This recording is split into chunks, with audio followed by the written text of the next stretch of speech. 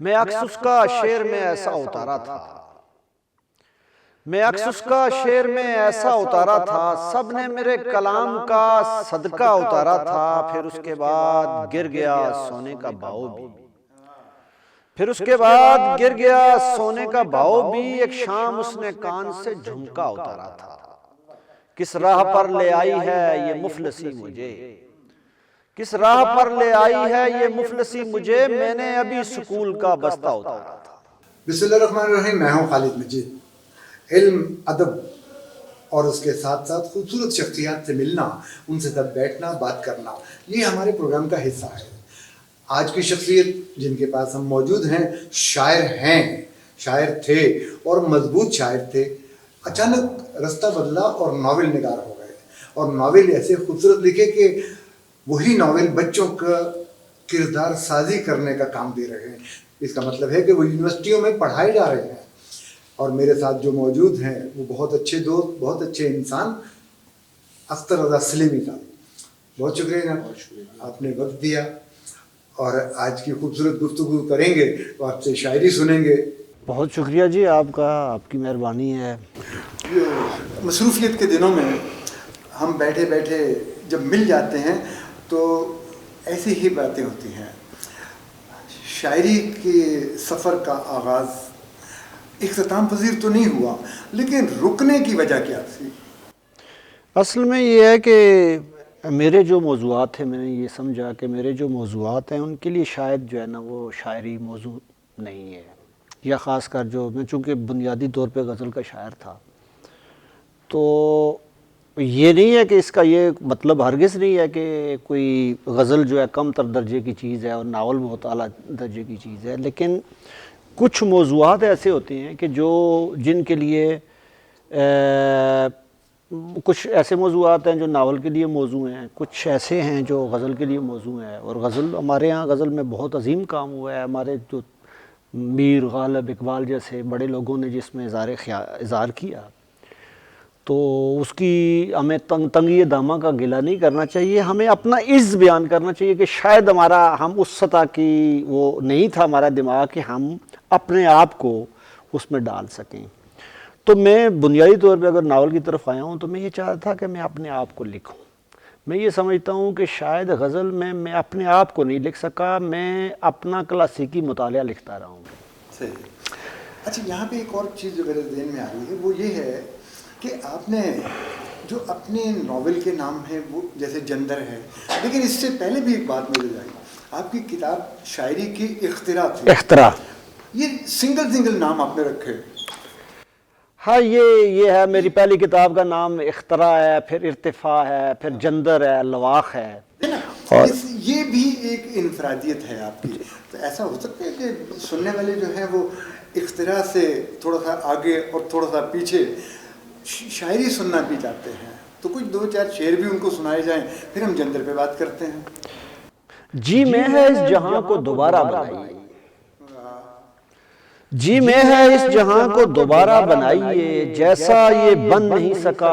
ویسا بنائیے، اس بار کوئی نقش نہ رکھیے نگاہ میں،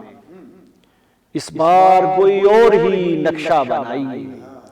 اب خواب پر اٹھائیے بنیاد دو جہاں، خواب پر اٹھائیے بنیاد دو جہاں، جو بن چکا کچھ اس کے علاوہ بنائیے، اس تشنگی کو ڈھالیے قطرے میں اور پھر، اس تشنگی کو ڈھالیے قطرے میں اور پھر، قطرے کو جھیل، جھیل کو دریا بنائیے، جھیل کو دریا بنائیے، قطرے کو جھیل، جھیل کو دریا بنائیے، لایا ہوں آپ کے لیے چاندی کی بالیاں، لایا ہوں آپ کے لیے چاندی کی بالیاں، کانوں میں ان کو ڈال کے سونا بنائیے، لایا ہوں آپ کے لیے چاندی کی بالیاں، کانوں میں ان کو ڈال کے سونا بنائیے، اسلوب میر و مرزا قیامت سے ہی مگر، اسلوب میر و مرزا قیامت سے ہی مگر، رہنا ہے گر غزل میں تو لہجہ بنائیے، اسلوب میر و مرزا قیامت سے ہی مگر، رہنا ہے گر غزل میں تو لہجہ بنائیے، گھر سے کوئی نکلنے کو تیار ہی نہیں، گھر سے کوئی نکلنے کو تیار ہی نہیں، اب کس کے واسطے کوئی رستہ بنائیے،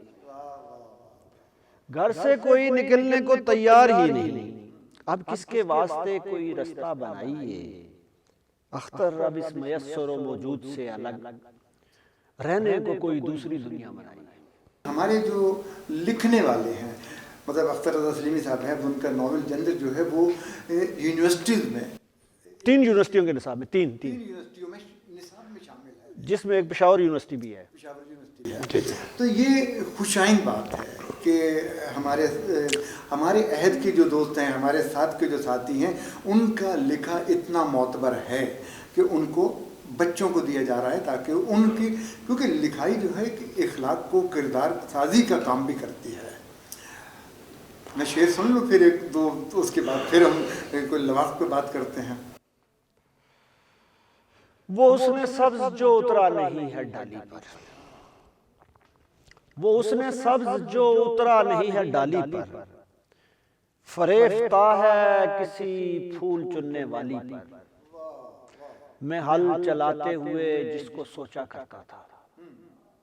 میں ہل چلاتے ہوئے جس کو سوچا کرتا تھا، اسی کی گندمی رنگت ہے بالی بالی پر، میں ہل چلاتے ہوئے جس کو سوچا کرتا تھا، اسی کی گندمی رنگت ہے بالی بالی پر، یہ لوگ سیر کو نکلے ہیں سو بہت خوش ہیں، یہ لوگ سیر کو نکلے ہیں سو بہت خوش ہیں، میں دل گرفتہ ہوں سبزے کی پائمالی پر، یہ لوگ سیر کو نکلے ہیں سو بہت خوش ہیں، میں دل گرفتہ ہوں سبزے کی پائمالی پر، میں کھل کے سانس بھی لیتا نہیں چمن میں رضا، سانس بھی لیتا نہیں چمن میں رضا، مبادہ بار گزرتا ہو سبز ڈالی پر۔ بہت شکریہ۔ یہ لوگ سیر کو نکلے ہیں سو بہت خوش ہیں، یہ لوگ سیر کو نکلے ہیں سو بہت خوش ہیں، میں دل گرفتہ ہوں سبزے کی پائمالی پر۔ جو اس شعر میں ہے، یہ جو سڑکیں کھلی کر دو، پلازے بنا دو، اور ہمارے شہر اور شہروں کی جو سبزہ زاد جگہیں ہیں سب ویران کر دو۔ لواحق کا ٹاپک جو ہے، موضوع جو ہے، اس کے بارے میں اصل میں وہ تو بنیادی طور پہ یہ ہے نا کہ 1857 میں جب یہ مسلمانوں نے جنگ آزادی کا دلی سے آغاز کیا، تو ہمارا یہ جو علاقہ ہے، یہ جو ہزارہ بیلٹ ہے اور مری ہے، تو یہاں جب خبر پہنچی مری میں، تو یہاں کے جو مقامی 2 قبائل ہیں، ایک ڈھونڈ قبائل اور ایک میرا قبیلہ تھا، کڑال قبیلہ ہے، تو ان کے سرکردہ لوگوں نے ایک منصوبہ بنایا تھا کہ جب انہیں پتہ چلا کہ وہاں مسلمانوں نے بغاوت کر دیا انگریز کے خلاف، تو انہوں نے مری پہ قبضے کا منصوبہ بنایا تھا، ٹھیک ہے۔ تو ان میں یہ دونوں قبیلے شامل تھے، تو گو کہ وہ ایک بغاوت ناکام فوری طور پہ کچلی گئی تھی، کیونکہ پہلے ہی مخبری ہو گئی تھی اور مخبری کرنے والا بھی ان کے درمیان میں سے ہی تھا۔ تو یہ ایک واقعہ تھا، اور اس کے بارے میں یہ ہے کہ وہ 20-22 لوگوں کو جب بغاوت کچلی گئی تو توپوں سے اڑا دیا گیا تھا۔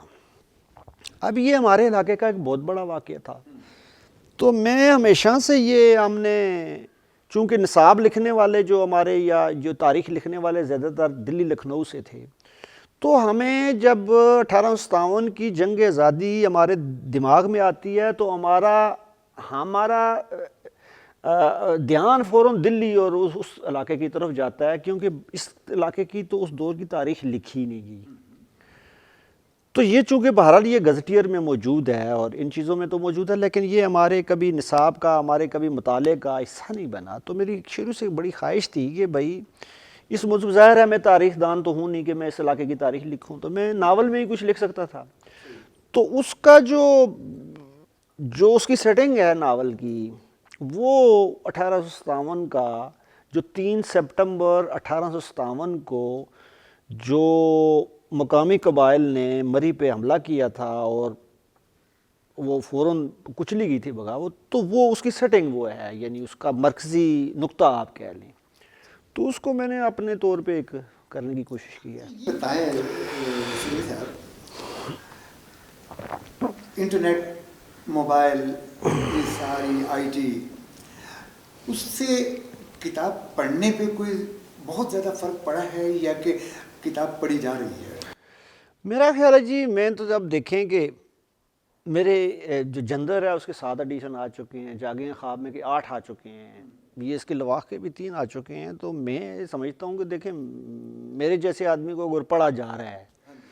तो ज़ाहिर है बाकी किताबें भी पढ़ी जा रही होंगी। और मेरा ख्याल है कि ये पब्लिशरों ने ज़्यादातर ये गुमराही फैलाई हुई है, भाई अगर ये किताब बिकती नहीं है तो उनके प्लाजे किस तरह बन रहे हैं,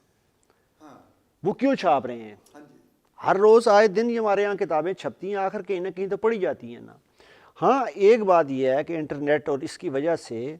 शायरी के जो किताब है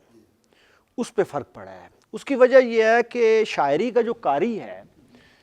या उससे दिलचस्पी रखने वाला है, उसके लिए नेट पे बहुत मवाद है। और नई नस्ल वो कातार ले दौड़ी वाली भी बात है कि भाई एक आदमी है, उसने फराज साहब की कुलियात पढ़ने के बजाय वो उसकी 10-20 गज़लें नेट से ही मारूफ पढ़ के तो वो समझ लेता है कि मैंने फराज को पढ़ लिया है या मैंने मीर नियाज़ी को पढ़ लिया या फैज़ साहब को पढ़ लिया है। तो जो शायरी का कारी है वो इंटरनेट से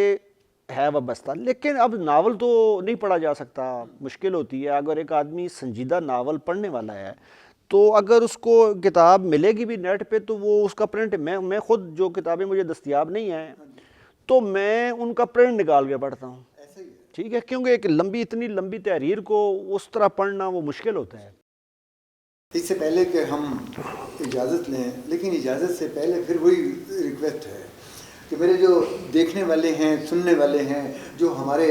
प्रोग्राम को पसंद करते हैं, वो नस्र के साथ साथ नज़म को भी पसंद करते हैं।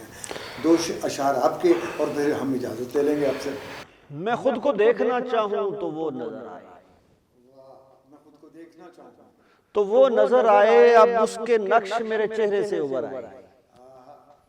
मैं खुद को देखना चाहूँ तो वो नज़र आए, अब उसके नक्श मेरे चेहरे से उभर आए। ये बात एक सितारे ने मुझको समझाई, सितारे ने मुझको समझाई, वहां न समझो उससे वो जहां नजर आए। ये बात एक सितारे ने मुझको समझाई, वहां न समझो उससे वो जहां नजर आए। अब इसके बाद लगा दिल तो दिल लगी होगी, अब इसके बाद लगा दिल तो दिल लगी होगी, हम उस पे अपनी मोहब्बत तमाम कराएं। जी बहुत शुक्रिया। आपने अख्तर तस्लीमी साहब की बात सुनी, उनके अशार सुने, नावल सुने। इनकी मोहब्बतें यहाँ पे हमेशा इसी तरह रहती हैं। लोग आते हैं, बैठते हैं और ये खंदा पेशानी से उनसे मिल